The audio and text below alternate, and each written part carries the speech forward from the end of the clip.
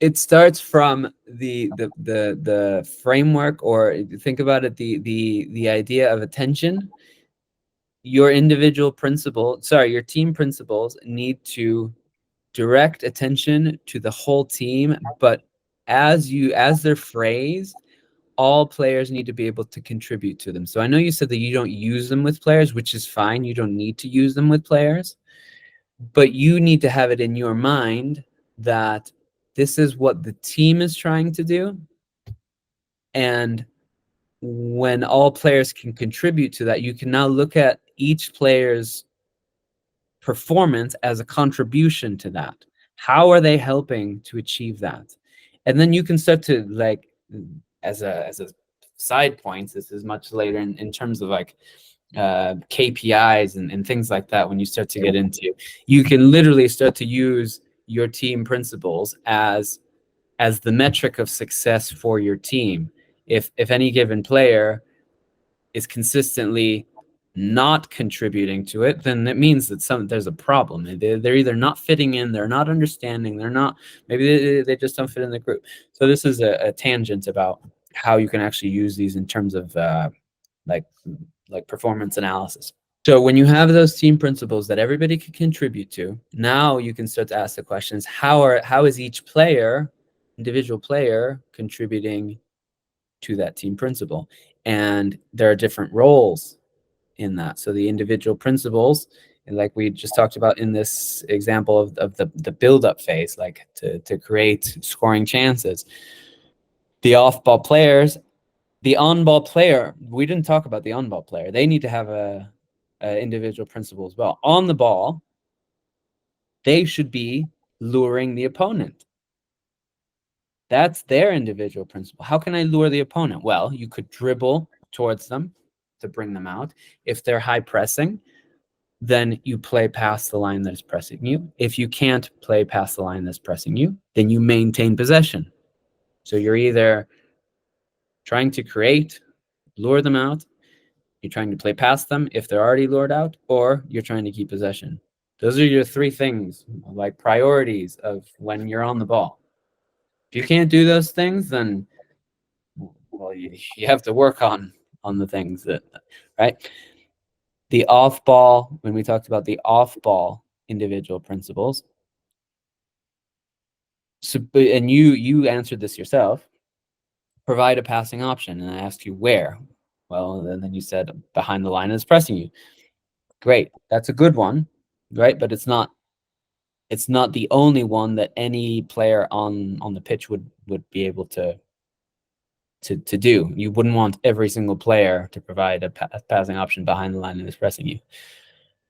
You would want some players to provide a passing option, like your goalkeeper, to circulate. So then now you can look at your goalkeeper's positioning as a contribution to, are you providing, if you're too far from the player on the ball, you're not helping us. You're not providing a passing option that helps us circulate, because you're not a passing option that helps us circulate. So you need to be close enough to do that.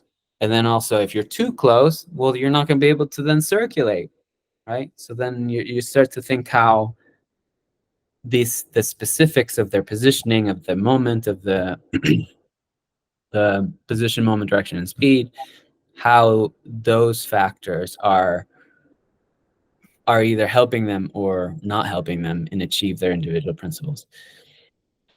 And again, then we prioritize, okay, where should we have players provide supporting options? Behind the line that's pressing you, to circulate the ball, or deep in the case that the opposition press, right? We need to have runners in behind so we can play over the top, boom, we're an own goal. So now you have those three individual roles. And within the game, in any activity that you do, you can then start looking at it.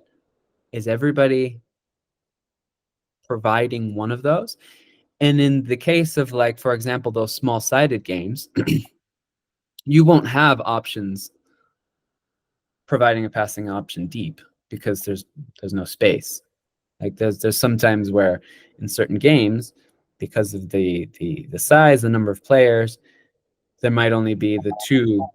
Either you're providing a passing option behind or behind the line that's pressing you, or to circulate. So now every activity that you do, everything that you do, you now can provide an individual perspective, an individual focus, so that they consistently hear the same thing. You can phrase it, you can use whatever language you want, and you can make it as prescriptive as you would like. So for example, you can say, we want to provide passing options within 5 yards. In the terms of relationism, right? When you're very close together, you want to provide really close passing options. That's when we start to get into different playing styles. When you start to say, we want to provide passing options behind the line that's pressing you within 5 yards, now that's going to create a really fun playing, or a different kind of playing style than if you don't specify how close, right? So like I said, you can make it as descriptive or prescriptive as you would like.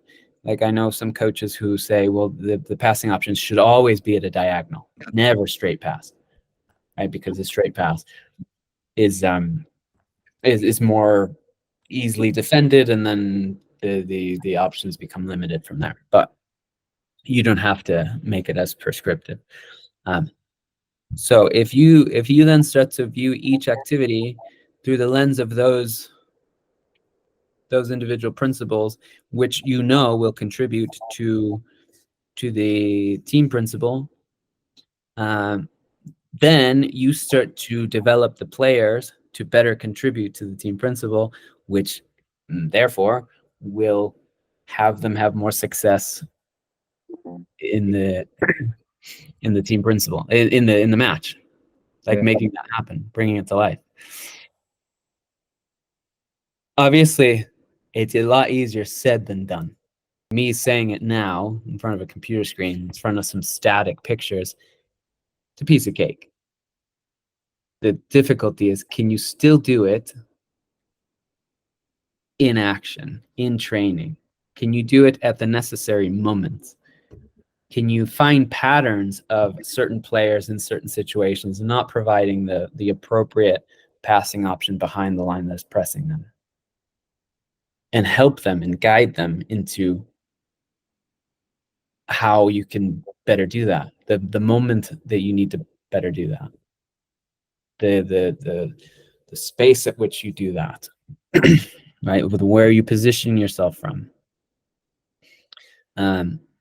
I think the best thing about positional play is that it takes position as the starting point to creating advantages, and from there, honestly, it's very easy to guide, because you can just point, you can direct their attention towards, if you position yourself 3 yards that way, now you're providing a passing option to the line behind the line that's pressing you. It's a tiny change, but makes a massive difference. That clip where you showed the ball starts to circulate, goes to left center back, and then the timing of it is where the 10. Do you remember that one?